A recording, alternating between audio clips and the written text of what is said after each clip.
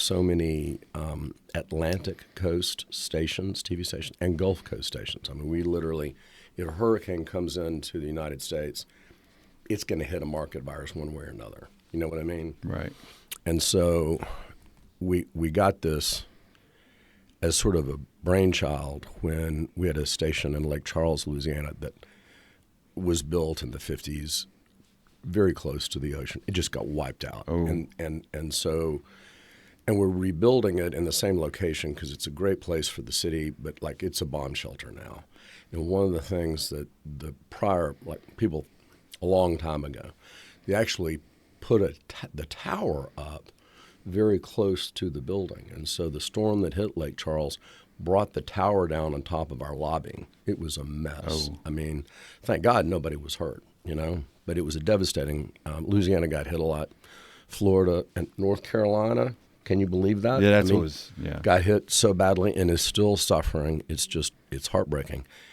But because of losing that TV station, we found lots of ways to fix it technologically and would broadcast, from Lake Charles. We'd do it in Baton Rouge or New Orleans, and so nobody was out of their news, all right?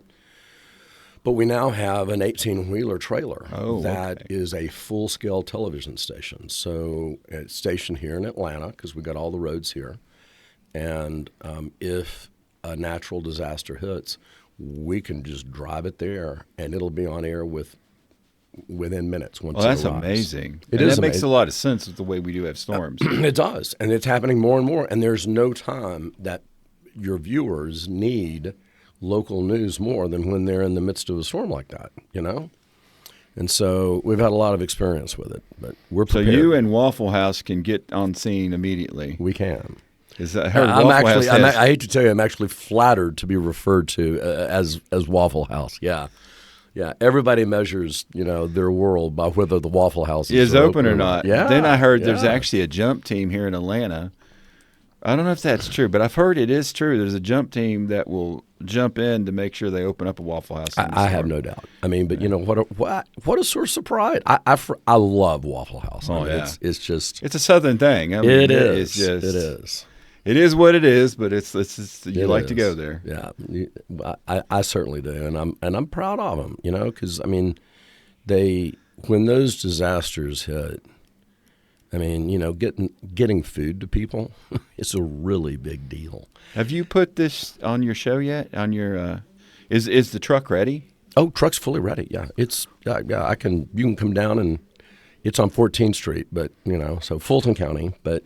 Yeah. It's ready to go. We just, get a, lack of a better word, the locomotive really, and hook it up and take it down. Man, I just think somehow that'd be a cool show to go do there and do it, walk through it and videotape it. She loves when I come up with these ideas. All of a sudden I have an idea and like. Yeah, I mean, we'd love for you guys to come down and do it. I mean, and for sure, power of sending it out is far greater than ours, but still, I think that would be. No, but it's it's one of those things. It's nice to, people know that you're actually doing stuff like that. You're not just sitting back. I mean, and it really does. I think it means a great deal, and Baton Rouge, tell you the truth, has been our backup in the state of Louisiana for a lot of storms because it's state capital, but it's just right off. And New Orleans got hit, Lake Charles got hit. It was just really bad. And, it's what really kills you in terms of getting things like a 18-wheeler there. Like when Katrina hit, I mean, it came in broad. I mean, from New Orleans to Pensacola and further, and then straight up. And then and that's pine country, right? And so the trees were down all over the highways. Mm-hmm. And so you couldn't, I mean, getting there was nuts, absolutely nuts. But I mean, we managed, so. So I think that's a great human interest story because, even if you don't watch the news a lot, you're still watching the news at that time period. Well, storms, elections. Let me tell you, our viewership quintuples during bad weather. I mean, it really does everywhere. So it's like in West Virginia when I was growing up, we had a lot of snow, so everybody was watching news. Okay, we're going to close tomorrow. We're going to close tomorrow. Oh yeah. Snow's especially when you're a kid, right? Yeah.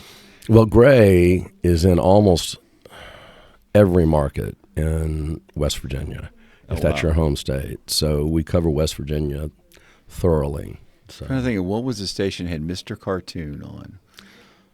When I was really young, that was a long time ago. Yeah, but we've got in Charleston, Huntington, we have WSAZ, which is just I think that was it. It's the primary TV station in West Virginia. I couldn't think of what it was as soon as you said it. WSAZ. Yeah. Apparently, they give away a weather umbrella that's like yellow, and I've never even gotten one, but everybody wants it. And it's a huge, sort of competition. It's fun. It's fun. And that's one of the greatest things to me about local television is that done well, it really can connect a community and kind of bring people together versus splitting them apart. And that's certainly what we try to do. So any way we can. Well, I know when I was in my previous job, I was in Columbus, Mississippi. And the power of TV, I used to drive an hour to Tupelo early morning to do a live show to talk about a festival we had. Because my convention visitor bureau owned most of the festivals. Sure. So I would go up there, and by the time I'm driving back to work, basically the event was sold out. Yeah, I mean. And I would do the same thing. In Columbus, I would go in the 5 o'clock show and go live. And you get everything sold out. So you got something going for you. That's good. So TV was just unbelievable getting on there, and if it wasn't, the other one would take care of it. So, I mean, between the two, we basically sold out everything at all the times. So just the power of TV. It is. I mean, even today, people talk, there's too much confusion about what linear television is. Television, however it's defined, really, to me, is broken down based upon how you receive it. And one of the great things about broadcast television, which is what we do, you can get it on anything. I mean, you can go get a TV. For that matter, you can get a freaking laptop. But take a TV and put a coat hanger in the back as an antenna and get us for free. All right? You can get it through cable. You can get it through streaming. You can get it through everything. And so a lot of when people start talking about the diminishment of linear television, it's largely like what you just saw happen with Comcast, cable accessed television,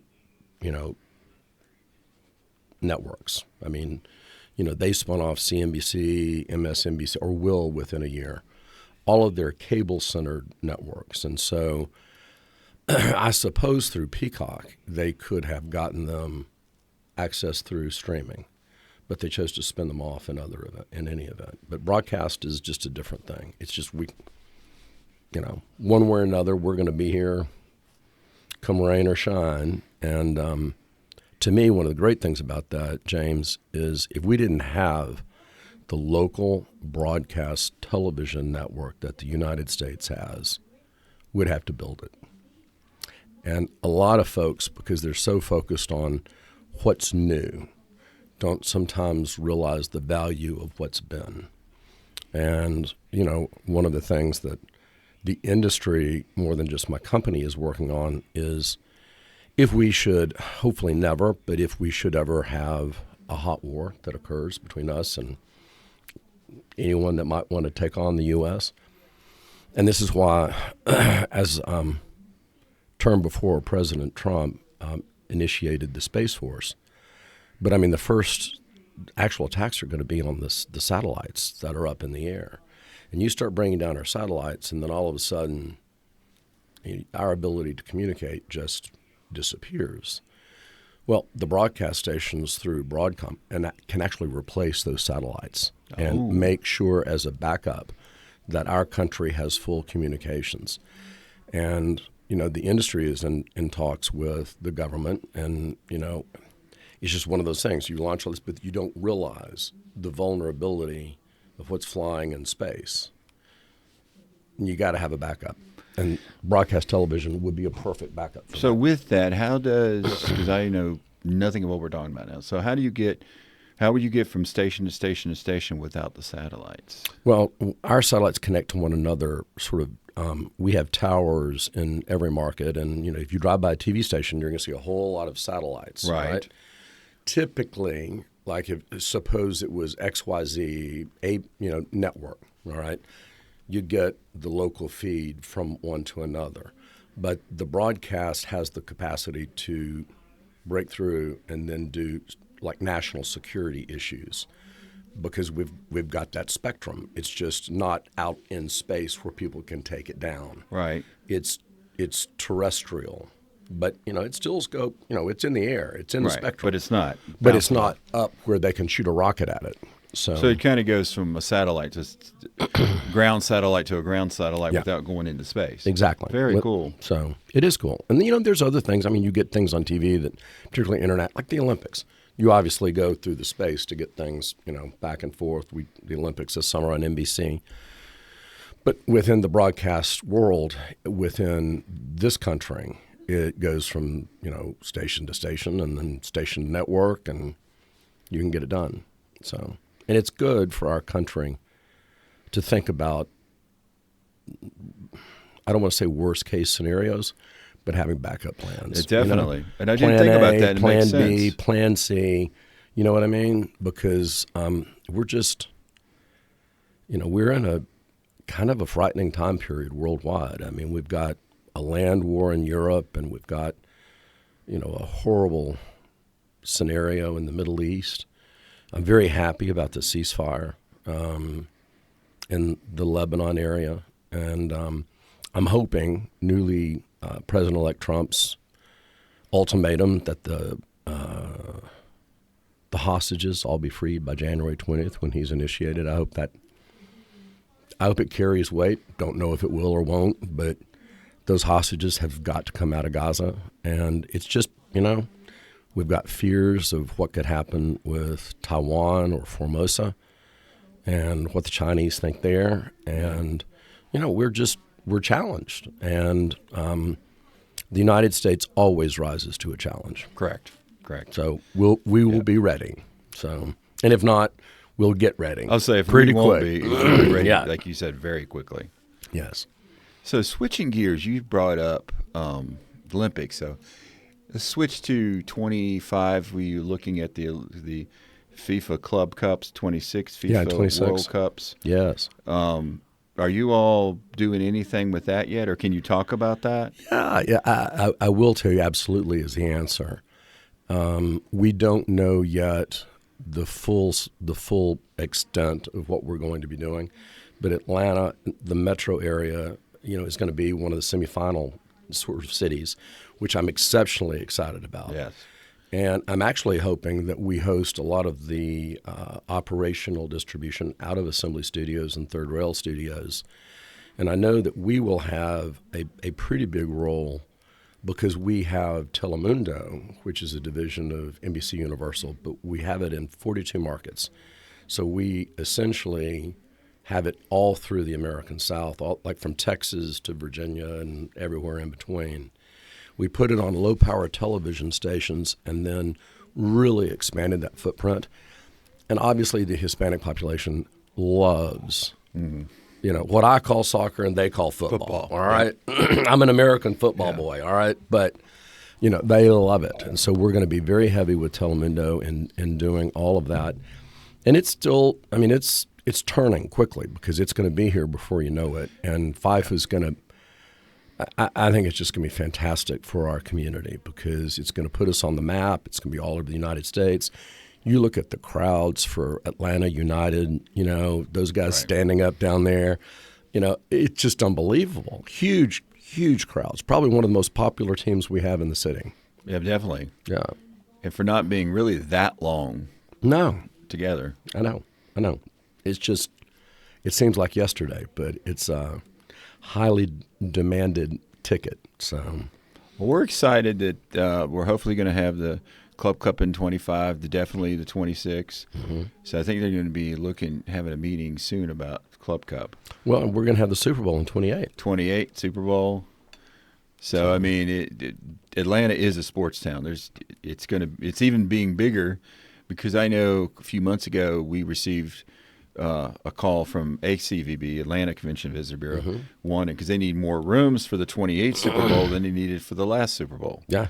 So, I'm sure. that was just a phenomenal thing to hear. Well, the Super Bowl this year, and I will be down there. Fox is broadcasting it out of New Orleans, and our local television station in New Orleans is the Fox affiliate. Okay. And so we're going to be involved with them. We're not going to be producing the Super Bowl. That's Fox corporate doing all of that. But we're opening a new station, a station building there, and we're going to have a big opening on Thursday night and have a bunch of advertisers in, and really excited about it. That's going to be great for New Orleans. And, we've had several Super Bowls here in Atlanta, but, this city never fails to amaze me. Right. I mean, from my standpoint, it just gets better every year. And there's more things to do. And, you can complain about Atlanta traffic, but you're going to have Atlanta traffic if you have Atlanta people. I mean, Right. Since I've lived in this city since 1991, and, what is it, doubled in size? I mean, we get like 1 million new people every decade. It's just... Well, that's the good and bad about us being ranked so highly in the best place to live, best place to work. Yeah, absolutely. Is you get the people moving in. Well, let me brag on DeKalb County, all right? I mean, when we launched this thing during COVID, no less, I talked to the folks that are now partners with us and lease 19 of the studios and assembling NBC Universal, and they were looking at it, and we were telling them what we were going to do, and we said, well, we expect to have this done by this date. It was actually 19 months from first permit to the opening gala. 19 and that months. is utterly Remarkable. Yeah. Right? But DeKalb County and the city of Doraville helped us so much. What those guys that were sitting in L.A. said, it took us 8 years just to get the permits in L.A. So, well, not so here. Mm-hmm. Now, I will say, I think the old General Motors plant had been fallow for 15-plus years, and I think there was a sincere desire to see something get built there. And so that naturally, I think, helped us to, speed it along. But I'm telling you, both the city and the county, I mean, they were issuing permits left and right. We kept building that thing, and it got opened in 19 months.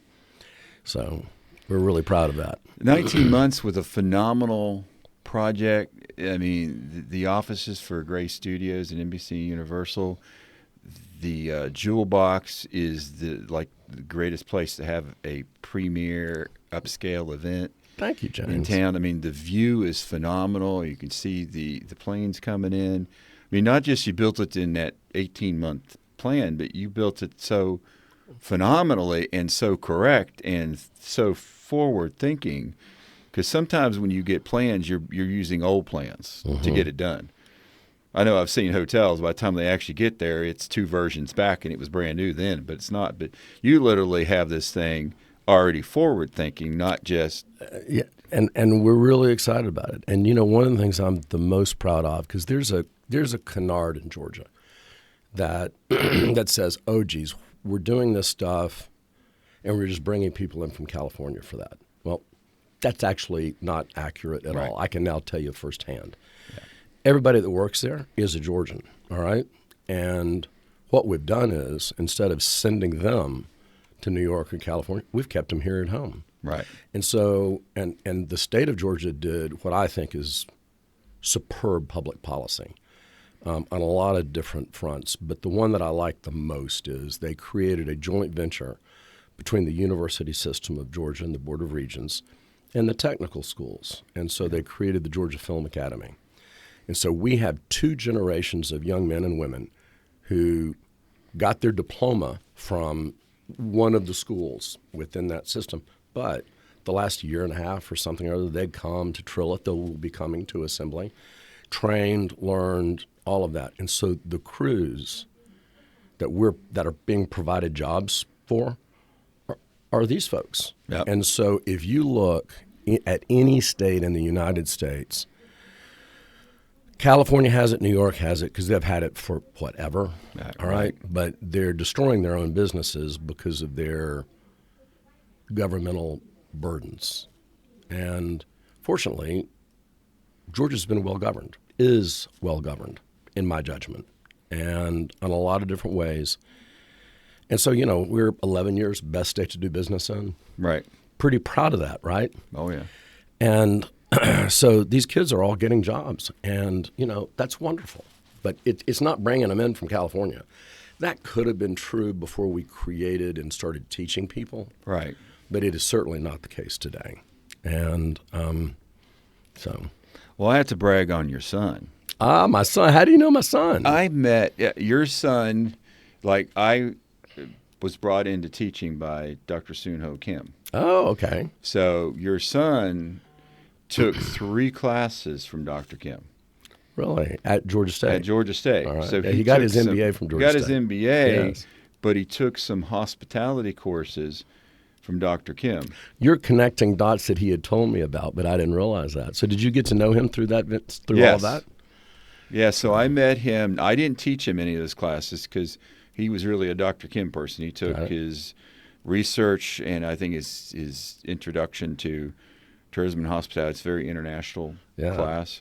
Well, I've met Dr. Kim through Hilton because I know that my son has the highest degree of respect for Dr. Kim. Yeah. I mean, he really, really bragged on him. And I know that he learned a great deal. And, he's a smart kid. Oh, he is. He's a smart kid, I will admit. Very, very smart, very professional. Mm-hmm. And I don't know how to say this without sounding like he doesn't have, sometimes when you're Hilton Howell's son, you could have a big ego. I didn't do anything to create big egos for anybody. So he doesn't have one. He doesn't. He's very down to earth, very smart, very, I hate to say polite, but he's very polite. It's good to hear that. He was just I met him the first time back when we were doing the convention center feasibility. Right. Over in the trailer. Yeah, yeah. But then I met him another time, and then at the party, he invited Dr. Kim. I know that he did. That's exactly right. Dr. Dr. Kim came, and he was so excited to see him again. And I think Hilton either is or attends the Georgia State Hospitality Board meetings. So I saw him again recently. I did not know that if he did. But I don't know if he's on the board, but he attended. One of the things that I appreciate as his father is he's a self-starter. He's got a work ethic. He's ambitious in the best way, and he just tries to create better value for everything. And he's been of immense help to me personally because I'm his dad, right. But he's part of the new world. He's part of like what we're doing right now, podcasting. Right. He knows things that I don't know, and so I'm like, Hilton, tell me what I need to know about this. All right, because I didn't grow up with that. That's why I have the you got Monica, right? I mean, you gotta have that. Yeah. And so I'm lucky. We try to make sure that we have a lot of young people in our company, and try to stay open to new ways of doing things. So anyway, I just had to brag on him because he really is great.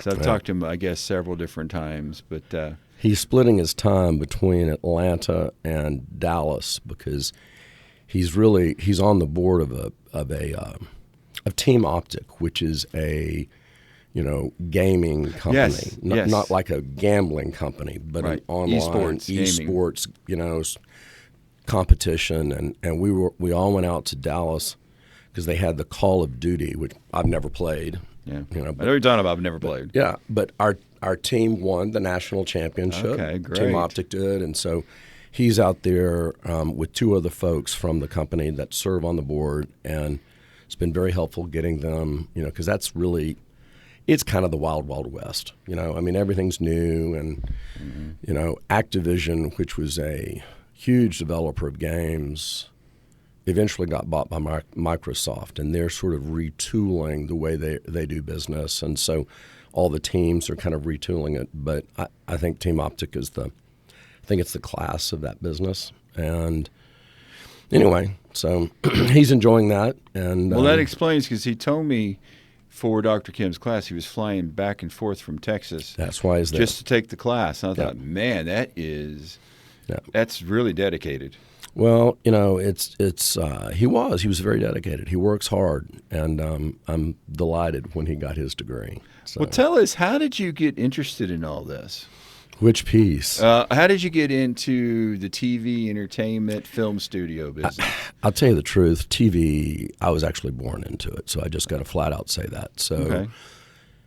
I'm originally from Waco, Texas,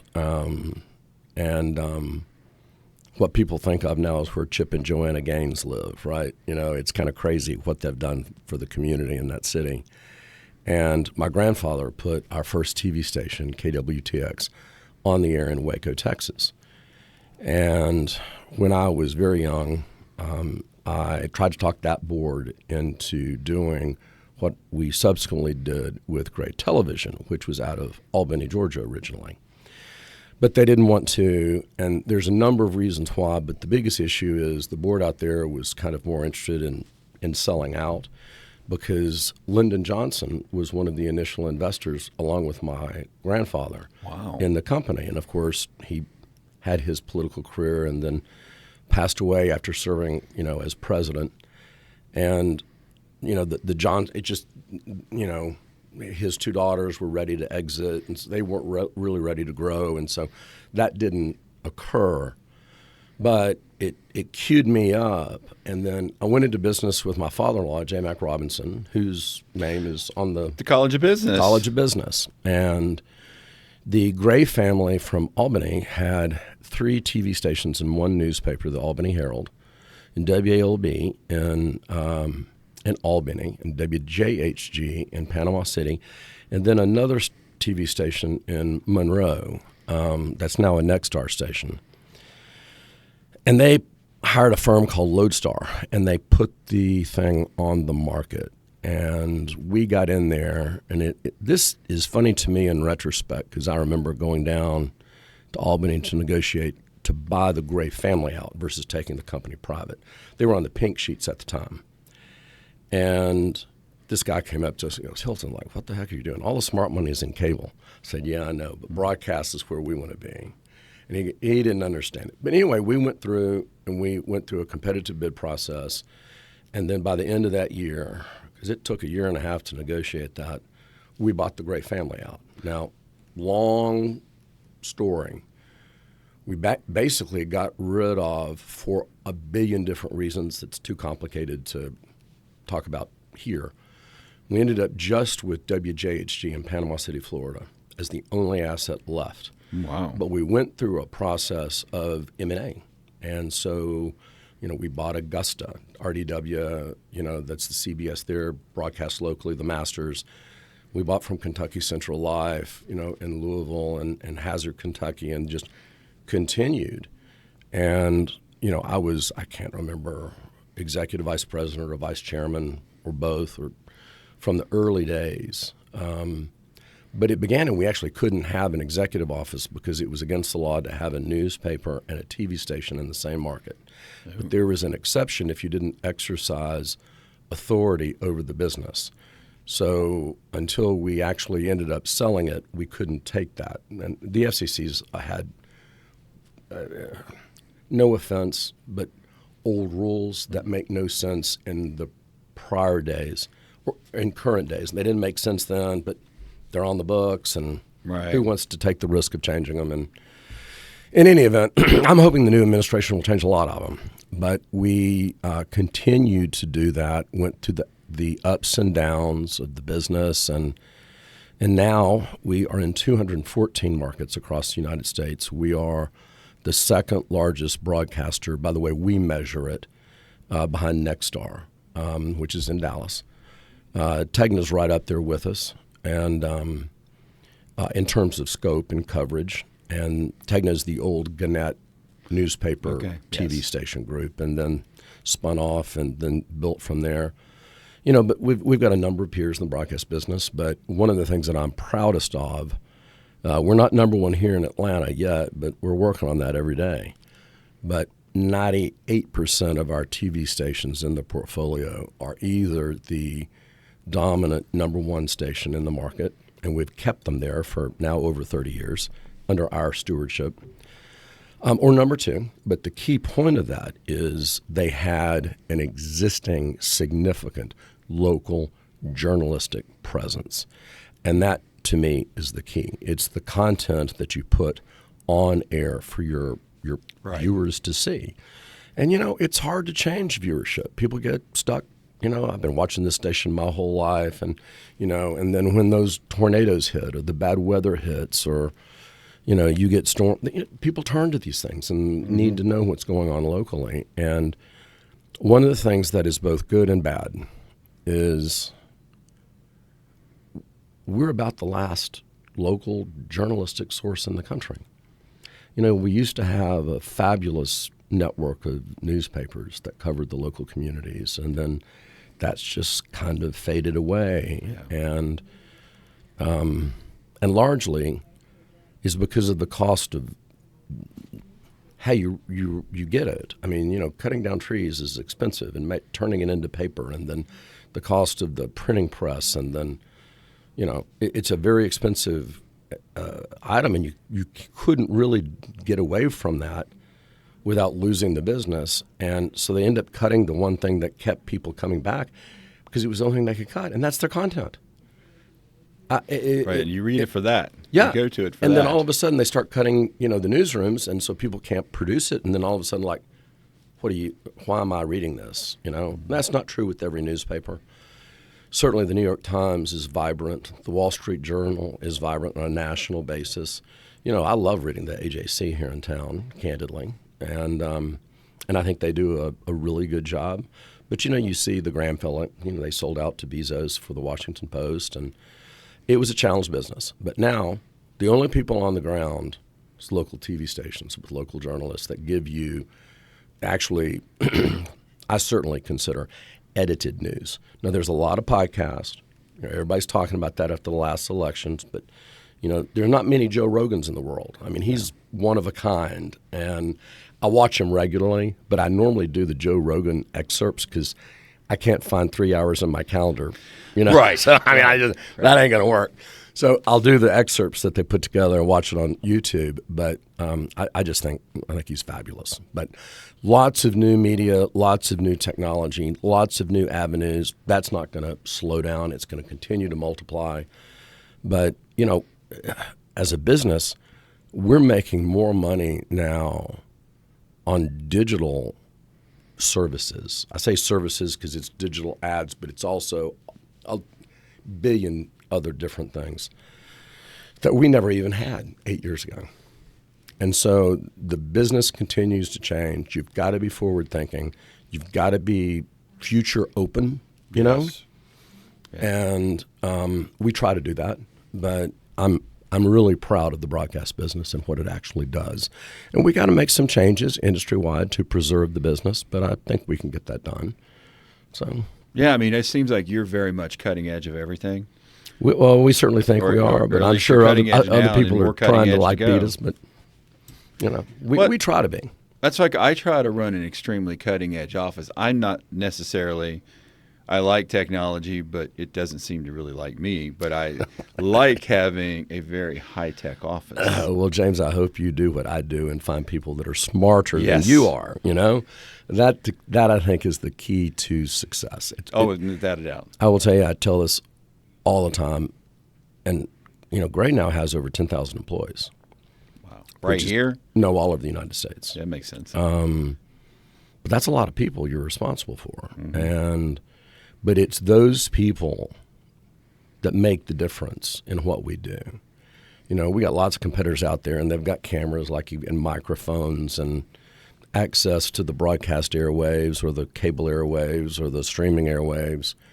But the difference between all of that is the people you have. And you got to look after them. You got to inspire them. You got to give them opportunities. And we run our business, James, really from the bottom up because that's how broadcast is designed. It's the local market. And so our local GMs, their primary responsibility is to connect what they create and their entire image to that local community. And one of the great blessings of my job is that I travel all the time, which fortunately I enjoy, but it can wear on you. Right. But we literally come from Presque Isle, Maine, to West Palm, Florida, to to Laredo, Texas, to Portland, Oregon, to Madison, Wisconsin, to Memphis, Tennessee. Anything in North Dakota? Like I've got every market in North and South Dakota. Dominant stations. Well, I was on a lot of the TV stations. The funny thing, I moved to take over the Grand Forks, North Dakota CVB. We're in Grand Forks. Yes. We're all over the Dakotas. Well, what was funny is when I first moved there, I was the lead intro story. Yeah. New CVB director, and I thought, that's weird. Well, I found out there's no crime. Well, so they did the weather 3 times in 30 minutes. I was a lead story. And he used to come over to me all the time. You got anything to talk about? And I'm like, no. But it was great. I mean, having those TV stations right there. Well, I mean, one of the things that we've done in the Dakotas is that we've put, because we covered the whole state. And if you look at our footprint, which you can go on our website and take a peek, there's a lot of markets. We're in every market in Georgia, every market in South Carolina, every market in Alabama, every market but 2 in Mississippi, every market but 1 in Louisiana. Every market but 2 in North Carolina. I go up west. I'm in every market but 1 in Wisconsin. We're all over, but we made a strategic decision first to buy news-centered number, top performers. Right. 2, we tried to bring them together in what I think of as a community of viewers. And so, and 20 years ago, broadcast was all mom and pop, before consolidation. And so, let's take the state of Wisconsin, you'd have 10 different owners. And so they never could bring scale to actually put on sports, put on statewide news. And so we're putting in, and so go back to the Dakotas. Every state has politics, right? That makes news every time they come into session. Right. We make sure we have a political reporter that's there to cover it. Nonpartisan. We don't take sides, right. All right? We just report the news. And see, I like that. Yeah. Well, I that's can what it's make my supposed own to be. decision. It's not my job, all right? That is not my job. And I tell my folks, because we have probably the largest Washington, D.C. bureau. And when we launched that, I was a little fearful that, because, everybody has their own politics, right? Right. And I said, look, guys, you cover it and do a dang good job. And you have your own politics. But if you show your politics on air, I'm going to fire you. I'm not even going to ask it a second time. Because one of the big negatives, and people don't, this is a frustration of mine because, you're part of the media world. And, I hate it or I love it or whatever it is. We're not national news, all right? What CBS, NBC, ABC puts on out of D.C. or L.A. or whatever, we have utterly no control over that, all right? But what we do have control is what we do with our news and how we cover things out of D.C. And we've now launched something called Local News Live that you can get in every market in the United States. And we take all the news feeds from all 114 markets and roll that all up and really get a coverage of what's going on in the United States that nobody else really has. It's fabulous. We did our own coverage that did a brilliant job of this last national election. What was it called again? Local News Live. You Local can get it News on Live. any of your streaming services. You can pick it up. You can go to WANF here in town, their website, and they'll have links to to Local News Live. And it was a startup that we started up maybe 5 years in Omaha, and then really for access to pretty good talent, we ended up moving it to our Washington, D.C. bureau. So it's housed in the same group. So, but, and we have a political reporter for the Georgia General Assembly. And he does a fantastic job. But what we do is something like that is he will cover the news and he'll change his flags. And he'll go for WANF or Peachtree TV or Telemundo here in Atlanta. And then he'll do, our stations in Savannah, our stations in Augusta, our stations in Columbus, our stations in Albany, and just kind of cover it. And it's not designed to change people's vote. but it is intended to make sure that they know what the heck is going on, and that is important. Right. And, you can pick it up, and this is another great thing. I mean, you can pick it up on our websites. You can pick it up on our apps. You can pick it up on, on direct, currently aired television, which is my still preferred method. But it's great, and you can get it out there, and you get it on, on your freaking phone. I get push notifications all the time, and so it's exciting. It's exciting. I got to tell him my middle son's a political science major at GSU. Got to tell him about that because whenever I want anything political news, I just call him up, say, "What's going on?" Well, he's probably a pretty good source. He is, and so I've been in and out of being sort of involved in local politics, not in any partisan way, but when I was on the board of human resources, I mentioned in our discussion about Michael Thurman, and then I also served on the board of regents for 7 years. And so I learned an awful lot about the state of Georgia by having that kind of exposure to the schools and to what all the Department of Human Resources does. That's a huge department, and it covers so many different things in the state, and a lot of things that maybe people don't know that the state does, that provides a social safety net for people that are, down on their luck. I learned a lot, and that's where I got to meet Michael Thurman, and we just got along, still do. So, it's good though.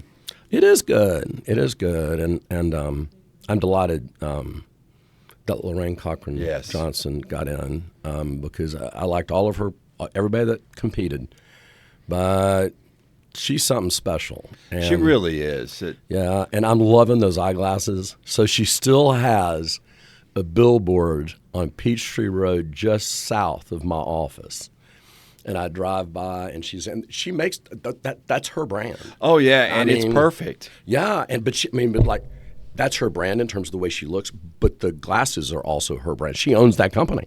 It's crazy. I did not know that. That is hers. She told me that at a party we had. I think Michael Thurman's birthday party, and yes, she owns that business, and she makes those glasses and sells them.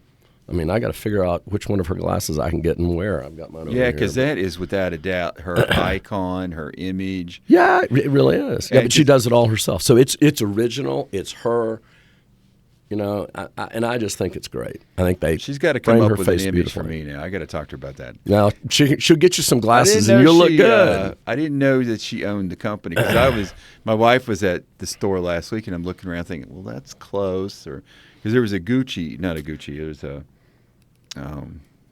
Tiffany's. Yeah, that was fairly close, but I thought that's still not it. Well, I hope what I'm saying is 100% correct. This is my understanding from our conversation. But I'll tell she's you next this. door. We need to go by and ask. Well, you know what? It's Christmas. Talk to your wife. Have her call, and you need a Christmas present, right? Yes. So, I mean, that's a great thing to do. So. But anyway, it's great because, DeKalb is growing. We're thrilled. All of our business operations are in DeKalb. Our corporate headquarters is in Brookhaven. The studios are in Doraville. We've got an investment in real estate in Chamblee where we hope to kind of eventually expand the studios. But, we haven't even been open yet a year in the studios. So you have space in Chamblee, so that's we've been cool. assembling some property, because we do anticipate that there's going to be a lot of growth. And in terms of the film business, James, we went through the Screen Actors Guild strike and the SAG-AFTRA strike. And then we had two strikes that were, I guess I would say they were imminent, but they never materialized. But they slowed everything down. IATSE and then the Teamsters for everybody else. And a lot of those strikes were necessary because the world changed. AI changed, streaming changed. But so it's taken a while to reboot all of that because really the production stuff has a seasonality to it, and so we didn't really finish the Teamsters. And obviously, I had nothing to do with any of these negotiations. I mean, we just have a studio here in Georgia, right? But they got all that done in July, August. And so really things have really picked up since then. And I think 25 is going to be a very healthy and very exciting year. So that's very good to hear, because there has been that little downturn with the Teamster issues. Yeah. But it's exciting to hear 25 is going to come back strong. That is what I think. I mean, I hope that's not just a hope, but I think that I do know that the biggest competition nationwide in the United States for filming, whether it's in New York, California, or Georgia, or anywhere else, it's not another state. It's Canada and the United Kingdom. Yeah. That's the competition. So, yeah, I've heard that. Yeah. It's big. Because when one of the other studios in the area has something just open in England, so that's... Yeah. And apparently they don't have, and it doesn't make sense to me, but they don't have the equivalent of the Teamsters in the film business in those two countries. And they have a big tax incentive. I think it's like 40%. And so it's a tough competition for us. Yeah. Saw the power of what Elon Musk is doing with Starlink, because, he popped in Starlink over there. Because these folks had no ability to communicate with anyone. There was no landlines, there was no cell towers, there was nothing. And Elon Musk got Starlink capacity in for the mountains of North Carolina, so they actually could communicate, and which is the first step in being able to find where people are and get them food and water and get them housing. Does Starlink have home Wi-Fi? I don't have it, but I think the answer is yes. Isn't that what the podcast mobile is going to have, Starlink? I think so. Because we're going to actually be able to go live podcast from the van if we want to. And you can probably do that with Starlink. And so a friend of mine got it, and what he told me, I have not done it, but that you get something like a laptop, you open it up, and it connects to something in the sky. But actually my brother was telling me this, because he goes down and goes hunting in Mexico every year, a couple times a year. He has a big lease down there, has had it for years. And there's no services of any kind. And so he kind of is completely AWOL, from the world, which, is enjoyable. But yeah, at times. At times. But it also gets a little scary. Suppose you have a health issue. Suppose there's an issue, you have an emergency at home, and you're just completely out of communication. So he got Starlink. He now has, he says it's brilliant. It's better than anything he's had before. Pops it up down there, and it opens up somehow or another, connects in through a satellite, and then he has full communication with everything. He can literally work from this remote place 130 miles into Mexico. The reason I was asking is because I've got 5 people in my house, all online school. Yeah. Plus, you're trying to run your TV and your iPads and everything. And our internet is terrible, but I'll get off internet. So, but one thing is we do 2 different type of podcasts. We got one where we actually open and ask questions and close, and we have one that we have started out of pure accident. I had Craig Miller. You know Craig. Mm-hmm. Had Craig Miller over here one day, and we were just talking, and she goes, "Just keep talking." So that's what this version is, to keep talking. Right? The keep talking version? Yeah. So I'll talk with you, James, as long as you want to. I really thoroughly enjoyed this, I will tell you. Well, we're so excited to have you. And just so for our listening and video audience, we have Mr. Hilton Howell, owner of Gray TV and owner of The Assembly, Third Rail Studios, and I'm sure a lot more. But let's jump into Assembly. Sure. What got you, you were in the TV business already. We heard that story. So what got you to say, man, this this General Motors factory is just prime spot? Actually, probably a little bit of COVID and a little bit of Governor Kemp and a little bit of needing to do production. Let me see if I can connect all those dots. COVID. Every place that you could shoot in the United States was shut down like a drum. Yeah. No new production occurred anywhere. And then I give him lots of kudos because Governor Kemp stepped out.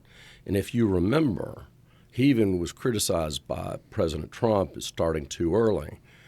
But Kemp listened to his folks, all right? And he was getting texts from, this is what I've been told in any event, text from folks like, I can't keep my. I mean, I'm going to go broke. I mean, we've got to get back in business, and I mean, I can't make.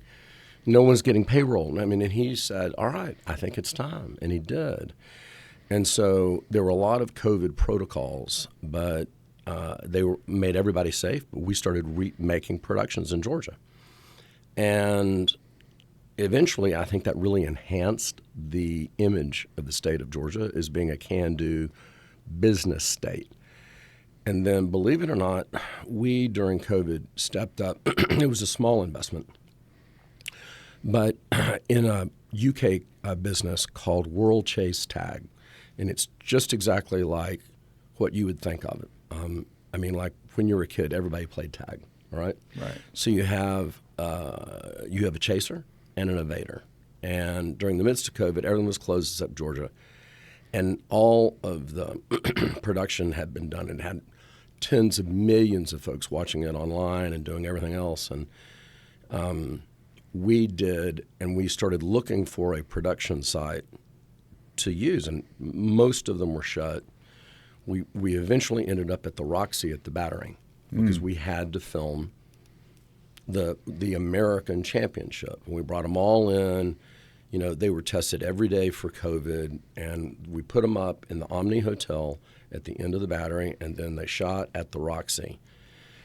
And we got the whole thing done. You know, we shot for a week, and then it went on at, I think, this particular cable. So it was NBC Sports. It's now on ESPN, and it's very entertaining. You know, it's got a very strong appeal for, you know, younger folks because it's just fun to watch, you know. And so a lot of people compare it to American Ninjas and all that stuff. Yeah. But there's it's not like that. But to see these athletes, and this is another thing that I didn't know anything about, but there is a realm of athleticism called, I want to make sure I say this correctly, parkour athletics. It's named after a man who sort of invented it in France. And, you know, I think of it as sort of a mix between gymnastics and maybe, you know, karate. And there's no hitting but I mean, it is stunning. These athletes blow your mind. And so it's all parkour athletes that are competing in World Chase Tag. In any event, we started looking around. And I'm like, oh, geez, we need to have 20 acres and, you know, a mule to be able to produce stuff. And when I bought Raycom Media, I picked up a company called Swirl Films, and they owned a studio in Paulding, but it's a long way out. And so I just started looking around, and I talked to some friends and asked guys, you know, where are all the studios in Georgia? And it was kind of crazy. The first person I asked was Jay Gibson's daughter. And he mentioned it. Jay called me the next morning. And the hard money lender on the General Motors side wanted to sell the note. And we bought it at a discount because we had a lot of cash at that time.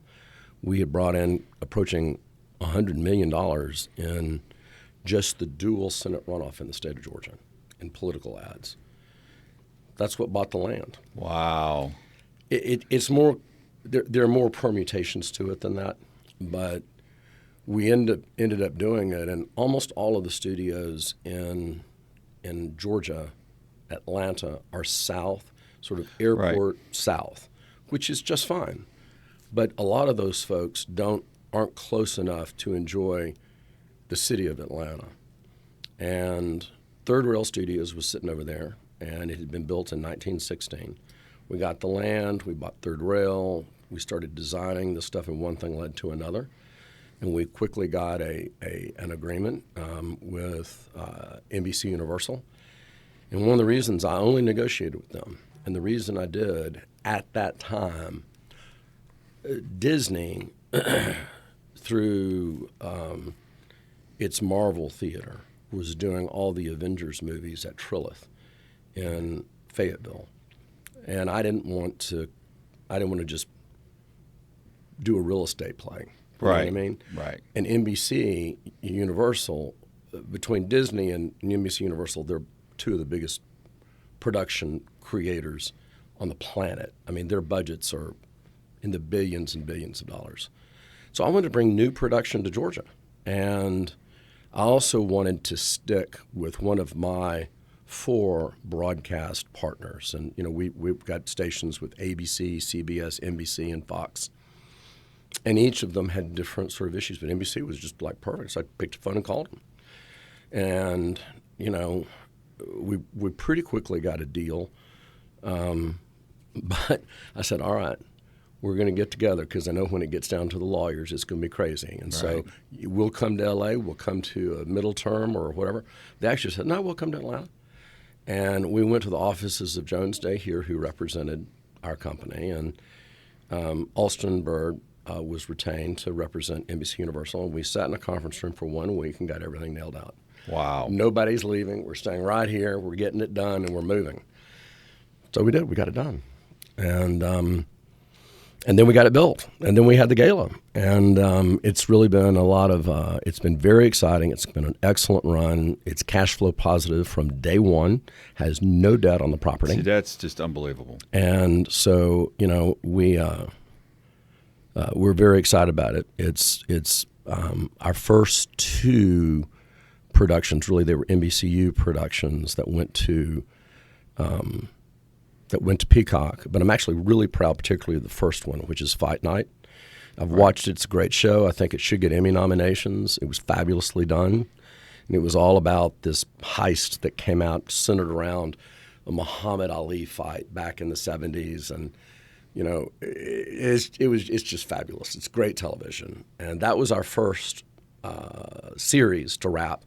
And then Teacup, which I have not yet seen, and I'm not sure if it's released, but season 1 has been completed, which will also go on Peacock. But then we've got 2 more that have just recently started that I'm very excited. One, we leased 2 stages 1 and 2 to Paramount Global, CBS, and CBS Network. So it'll be airing on our CBS stations, is coming out with a new soap opera, daytime soap opera, that is centered, it's called Beyond the Gates, and they have been filming out there for the last several months and building the sets, and it looks so good. The cast is amazing, and but they are partnering with the NAACP, which I kind of love, and they are creating a soap opera that will air, I think, at 3 p.m. in the afternoon, centered around an affluent African-American family that lives in a gated community in Maryland. I was kind of hoping it was Atlanta. Yeah. What I understand is it's Maryland. We'll see. I mean, you know, but they're in the midst of airing it or shooting it right now, and it should be launched, I think, in January, which is just, next month? Yeah, it's next month. Next month, you know. And then NBC, again, will be airing on our NBC stations, is doing, and this is all public, so I'm not letting out anything that should be kept private, but a show called Grosse Pointe Garden Society. And they've built outside of the studio gates, actually, the facade that came from the original, the original show that they shot, because it's much more cost efficient to shoot everything on the lot. So they built a garden. I mean, and so I don't know that they haven't told me. So I know they're shooting, but I don't know the storyline or any of that. I wish it's I got did. a long title too. It does, and we just refer to it as Grosse Pointe, and but it will be on NBC. I don't know when it's going to air, and then there's actually like a whole bunch. We've had folks from all over in recently. And we've got a lot of stuff that's out there, and there's a lot of potentials that NBC is going to be doing. I'll drop a hint. I'm hoping they're there, but they paid a great deal of money for the NBA, the games that are aired nationally, and there's just all kinds of stuff that I think is going to percolate around up there. But we got started, and I think 2025 is going to be a good one for us. That sounds amazing. So you mentioned Paramount not Paramount. You mentioned the other studio. I did mention Paramount. Yeah. Third Rail was Paramount Global owns CBS. But then you mentioned one Peacock. Oh yes, Peacock. Does Peacock have something to do with Hulu? No, Hulu and Disney Plus. It did actually. If you go back a year ago, Hulu was created as a joint venture amongst like Fox, ABC, NBC, etc., and went along and survived like that for a long time. But there were contractual provisions, and just as I understand from reading the press, I mean, I know nothing, significant, but it ended up that Disney ended up buying out the Comcast Universal percentage. So Disney Corp owns this year, as of 2024, owns 100% of Hulu, and they own Disney Plus. Peacock is a wholly owned subsidiary of Comcast and NBC Universal. Okay. They're separate streaming services, and Disney Plus, has theirs, and then Hulu.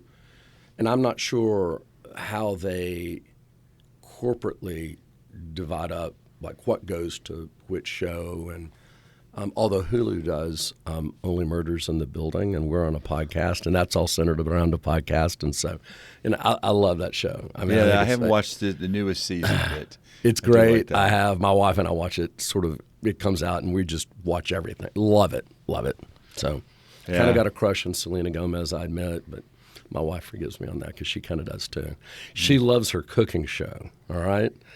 So my wife's a fabulous cook and loves it. It's kind of her love language and her creative output. And, Selena Gomez does this cooking show that I think got launched during COVID when everybody was at home.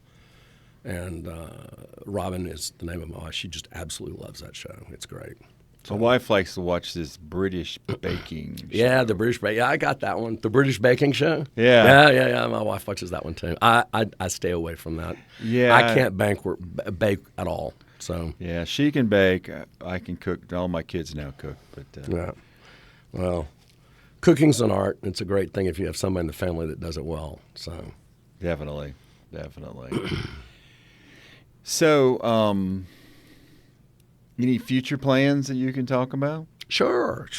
And I'd be delighted to, because I know this is actually DeKalb Talks Tourism, all right? Yep. So I really think that in time, because the first thing is the business, the studio, has to prosper, and it is prospering, all right? But then we still have 80 acres. Right. And then we have I invite everyone to drive by during the holidays, because you can get all the way through the public side. You can't get inside the studio gates for security reasons. But we have it all lit, all of the front facades, New Orleans facade, sort of east side, west side, Brooklyn, brownstones, all there.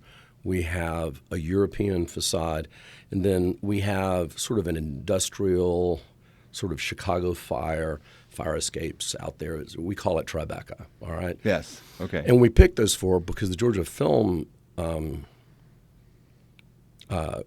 recommended them, because it's like, well, what do you get requests for that we don't have the architecture in Atlanta or Georgia to use? Right. And literally they said, these are the requests we get. And so Tribeca's been used maybe 3 times, and Europe's been used once, and New Orleans once, which is pretty good for a short period of time. Right. And the bad thing is they're all brand new, right? And so the production guys goes, New Orleans is not this clean. And I said, you can throw mud on it and just clean it up when you're finished, all right? But, they're all brand new. And so, and with current technology, it really shows. But 2 things that will come online, I think, quite soon, but really this summer, which I'm really excited about. The park that we have that is that's outside of the gates. It'll hold about 5,000 people. And on one end, we have a 140-foot tower that is the largest television screen in the country. And we are, by the summer, we'll have built, I call it the Pringle because it looks like a Pringle shell, actually. Yeah. That goes at the end of the stairways. And it's going to be a performance center. And so, it's a band facility. It's a speech facility. It's a orchestra. And so it also has something that's very unique that I insisted on, and it's being built. It's the only thing we haven't built in Georgia because no one could do it, but it's in one of the Scandinavian countries. But we're going to have a screen that's going to drop down from the top of it. And the performance stage, literally we copied the size of the Fox Theater to make sure we had enough space to be able to put on a performance. But the screen will drop down and we will air movies. And NBC Universal is really excited about this. The movies that are shot at the studio, we're going to air them for the community, and just have them come in and have our own sort of premiere.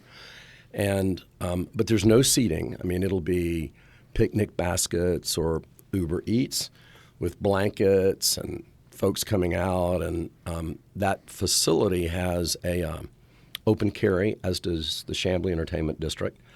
But so people can go in and have drinks, can listen to whatever we put up there in terms of performance. But we intend to launch that this coming summer. And that's going to be a lot of fun. And then at about the same time, we are expanding. We're putting in front of Third Rail a parking lot, all right? So Third Rail is really not occupied right now because there's so much construction going on right outside its front doors.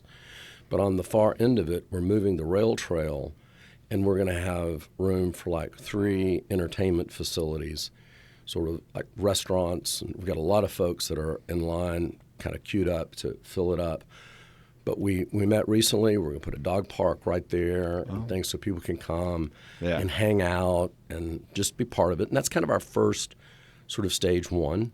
In February, we start looking at design concepts for a hotel. And we're in talks with various folks that are interested in that. But, that's stuff that we'll be doing with partners or outside capital, and it's not going to be like the studios, which is grazed entirely because these aren't our core businesses. Right. But you got to activate that space. Now the park we will keep, and we'll just be having productions there. We'll probably put them all on television, so you'll have a live audience, and then we'll air it on Peachtree TV and put it out there and so that's do very stuff. cool. Yeah, it really is. And then we aspire to get some involvement within that part of the world with the Beaufort Highway community, BuHi. Because, to me, that's one of the great treasures of the state of Georgia. And it really is. It really is. And not enough people access it. It may be because they can't read the signs. You know what I mean? You don't. Some of them are in Vietnamese, some are in Chinese, some are in Indian, some are in. And it's also, I think, it sometimes scares people because it's very authentic. It's very authentic, right? And that to me is what I love about it. Yes. But we would like to be able to partner with some of those guys to, and we've looked at different designs that we could put along the rail trail, because I think DeKalb County. I'd love to see the county sort of border it off, sort of like we do with Chinatown. We do one that's sort of Latin American, borders, and one that's maybe Asian sort of styled, and like set, this is BuHi, because that's a great tourist spot, all right? And I've seen charities that auction off, like personalized tours of Beaufort Highway, and they all go for big prices. I've actually bought a couple of them, loved it, absolutely loved it. Well, Anthony Bourdain, when he was alive, it was his favorite place to come in Atlanta. Yeah, I'm sure. It's great, and unfortunately, not a lot of people know that, all right? And it's one of the great assets of our city. And we're going to try to kick that off because we have Chef Simone, who has actually got a culinary school next door, across the street. She's going to be a co-host because we have a culinary section of this podcast we want to start. Oh, I love it. I absolutely love it. Because that's stuff that's really, really, really special. And it's all over in the Dorville, Chamblee, Beaufort Highway, and It's great stuff. I love it. I love it. Yeah, because culinary foodie. and culture is just big. Culinary, arts, culture is all big hot pieces here for DeKalb. Yeah, it is. It really is. And sort of we would just like, if we can help, to make sure that like all of Atlanta, all of Georgia, the world for that matter, has access to it. And like I drive up and down Beaufort Highway all the time, but you just don't know you don't necessarily know which one to go to and which one not to go to. And anyway, but it's a treasure, We actually started we had a app years ago for Beaufort Highway, but it was really before its time. Yeah. Because technology, you could get the app, but it didn't work correctly. But so it is something we're still focusing on figuring out for the future. Well, listen, in DeKalb County, that part of the world could be one of the biggest draws for the whole county. I mean, that is literally a diamond in the rough. Yeah. And, it's all mom and pop businesses. Yeah. And, they're getting out and they're getting started. And it's literally, it's like food from every part of the globe. It's just miraculous. And if we could revamp some of Chinatown. Yeah. Because it's the only Chinatown in the Southeast. Yeah, I'm sure that's the case. And then you have the Plaza Fiesta, which is a huge Mexican mall. Mexican and Latin and everything else. And, there's so much. That's why I kind of like the idea of like doing a gate. It'd be a big one to go all the way across Beaufort Highway because they've got a lot of lanes there. But doing one that's Latin influenced, one that's influenced by the Asian communities, the Korean, the Chinese, the Vietnamese, everything. And kind of like in showing off the international side of it. And that would help to concentrate development, too, in terms of where it goes. And it would be a branding deal. I mean, you go in a lot of cities, you go to Chinatown, they've got it all divided up. But people go there as a great tourist thing. We don't have enough tourism on Beaufort Highway. And I would agree. I'd like to, I support that. We need to have tourism there. We need to have locals go there because it's great. Well, one of the things we just reestablished is we have a 501c3 that's going to be art, culture. Oh, I love that. And like sister cityhood type development. No, that's wonderful. So, I think that's going to be a big project for us. I know with CEO-elect and a commissioner that's art is a huge project for them. Well, that's another thing that we will be coming up. I assume that you've driven through Assembly. If not, I invite you to make the tour through. But I've been watching on our station, Atlanta News First, a bunch of murals that have been done throughout the city through various nonprofits and various other things. And against our property, we have we've got MARTA, we've got Norfolk Southern, and it's this, whatever you call it, the switching lanes, sort of the terminus. There's lots of railroad lines up there. But they're all lifted up, 200-300 feet. So we got a bunch of concrete that's just sitting there. Perfect space for some murals over there. So we'll be looking at it and at the right time. We actually on 1st of January we have podcasts that we're going to do. What's the group's name? The one in Chamblee did the murals? Babe Walls. Babe Walls just did a big event in Chamblee. It was like 20 artists, 30 murals, and I think they did phenomenally more murals. I love that. On the walk. So we're going to have them on the podcast to just kind of push that concept out there. Well, I'm going to download this podcast and be watching that because, we're not going to be doing that in 25, but, that's kind of the vision long term, sort of the way Wynwood Walls looks like in Miami, very new and different. And so that is a great idea because that's a huge wall. It's a huge wall. Just sitting. Yeah. And it runs 80 acres. It's a big wall. It's just, we got to do something with it, Well, like for the kickoff of, hopefully the kickoff for our new Arts DeKalb group, we're in discussion right now of bringing in the international artist called El Cid. Okay. And he has a olive farm in Tunisia that his parents How wonderful. started. His studio is in Dubai. Really? And he was here. Man of the world. He is. Yes. The Arab organization brought him in last year, and we arranged. Actually, this is a picture you can see right now. This is a mural built or did out in Clarkston off the library. And then we did a second one right here and behind Gus's Chicken in downtown Chamblee, right in front of City Hall. I love that. So what he does is he actually finds a writer, national writer from the community. So the one in Chamblee was a lady, she's still alive, in North Georgia, who did a series of books. And there's a quote he did in Arabic and he did in English. Mm-hmm. And the one in Clarkston is passed away years ago. So, but we're looking at bringing him in. So he's an international muralist and sculptor.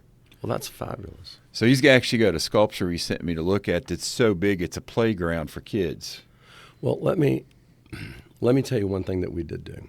And I wanted to have something that, because we were very focused on Georgia and so literally everything that we did was Georgia steel, Georgia concrete, Georgia designers, Georgia interior designers. I mean, it was all very focused. Lots of reasons why, but I'm not going to go off that tangent. But it's great to employ your folks locally, right? Well, Steve Penley who is a local Atlanta artist, had done a painting, and then it was turned into a photographic mural in Dallas. And I'm an old Texan. I'm like, well, hell, if Dallas can do it, we can do it bigger here in Atlanta. Yep. So we called him up, and we commissioned him to do an original painting of all the best images of Georgia, and gave him pretty good artistic control in terms of how he arranged it. And then we made sure that we covered certain things. The only thing that we didn't want anything political. Right. We didn't want anything that divided people. The whole point is that we wanted images of the things that evoke memories amongst Georgians to tie them together, not the things that drive us apart. And I think he did an absolutely brilliant job. And about 6 weeks ago, we finally got it. We had the original painting, and it is now, we took a picture of it. There you go. I see it right there. It is above the New Orleans live performance deal, and it is a huge mural. But they took it, and each one is a panel, and it was a photograph that we took of the painting. The original painting hangs in one of the stages, but this is a mural above the New Orleans stage. And so it is now fully, lit, but lit from the bottom. So if you drive through, now that, the lights get darker, it goes dark at 5 o'clock. And I'm thinking it's 10 or something. But it makes it easier to kind of drive through, because the fountains in the water park in the park are done by the same company that did the water fountains at the Bellagio in Las Vegas. Wow. And so they are lit, the facades are lit, the mural of Georgia is lit, and so it's kind of a nice little drive that you can go from another Peachtree Road all the way through to and then it exits beyond the park at what is that? The access road for 285. It's a nice little walk, a nice little drive. So I haven't done that part yet. You need to go see it. I got to go see it. Well, I can see that she's pulling it all up. I'm not sure where she got all this, but that's the original, and then this is how they put them up on the stages. And now I know what you're talking about when you showed it there, because I've seen. We've got Ted Turner, we've got Hank Aaron, we've got the Olympic Flame. We've got all kinds of great Georgians. We've got Ebenezer Baptist. We got the state seal, our flag, the American flag, Coca-Cola, Delta, all of our sports teams. I think most of the time I've been there now, I've been going internal because of going to the jewel box. So I bypass all that. When you go to the jewel box next, if you go outside. Right. Because so when this restaurant stuff in the parking lot is done, you'll be able to see directly over there and down the facades, and I think it'll be a fun place for people to go. Now, question, is this something that we could put on our website as things to do? Yeah, absolutely. So we need to add that. That'd be great as a holiday event. Just later on. We in our aspiration list, we hope to have more things for the holidays probably next season, because we didn't get all the paving done until relatively recently, and But I mean, I think it's going to be fun. We just need to get that band shell in the park, and that's going to be fun because when that comes up this summer, it's going to give a live performance venue that we don't have anything like in Georgia. And it's going to be absolutely extraordinarily gorgeous. It really is. Sounds like it's going to be amazing, yes. It's going to be amazing. It really is. So I think it'll make the state proud. So we're trying to figure out who our first performer is going to be.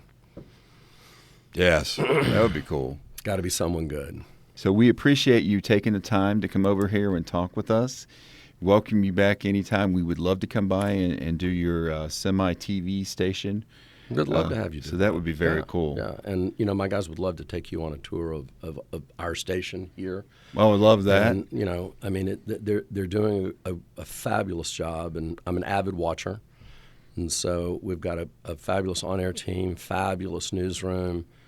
And when we got into the Atlanta market, we got the CBS affiliate, and which was then known as CBS 46, and we got Peachtree TV, which I'm thrilled to have, and then we bought Telemundo. Yep, forgot about that. And so, and we're now, obviously the Telemundo network, which is owned by NBCU, is I'm sure the largest one, but we've got Telemundo stations in 42 markets. And so we have brought Spanish language entertainment, and one of the things I'm most proud about with the Telemundo is when we bought Telemundo Atlanta, they had a local news, for Atlanta because we had a significant size market, so you actually could sell ads, right? But we've expanded that statewide. So now we have Telemundo with news, and it's really moved to both local and sort of regional, but for the entire, like every market in Georgia, all of South Carolina, all of Tennessee, all of Alabama, big chunk of North Florida, all the way to Texas. We got a bunch of them in Texas, and so in that area, our local news is done by Telemundo itself because they've got the Telemundos in Dallas and Houston, and so, but we're in 8 markets, 11 markets in Texas, and so I'm really quite excited about that. It's a growing population in our country, and Well, what's interesting is we deal with a couple big boxing events done by Sugarbird Boxing Promotions. Yeah. And I believe he's got a connection with that Telemundo is working with his events. And I didn't realize that 65% of boxers are Hispanic Latin American. Yeah, there's a bunch of them, I mean, Oscar de la Hoya, you can go through the list, and it's great fun, and it's great to bring that to a lot of folks. And, it's going to be good for sports. Mm-hmm. Tell you one thing that we did that was really great. So last basketball season, we have it this season too, but we partnered with the Hawks on their Hispanic Heritage game. And then we got our own announcers in and aired it on Telemundo in Spanish. Oh, wow. And I was sitting there going from, the English language to the Spanish language. I'm just telling you, the Spanish language was a hell of a lot more exciting, because they were all they were into the basketball game. And I think most of their history is as on-air people speaking, was centered around naturally, football, soccer. Right. And so they were, pretty exciting, and they were really good. It was a great production, and we would love to do a lot more of those. We got a couple things to talk about. But I would like to thank all of our viewers, listeners, people watching us on social media. I'd like to thank Hilton Howell for joining us. And be sure to watch our next show.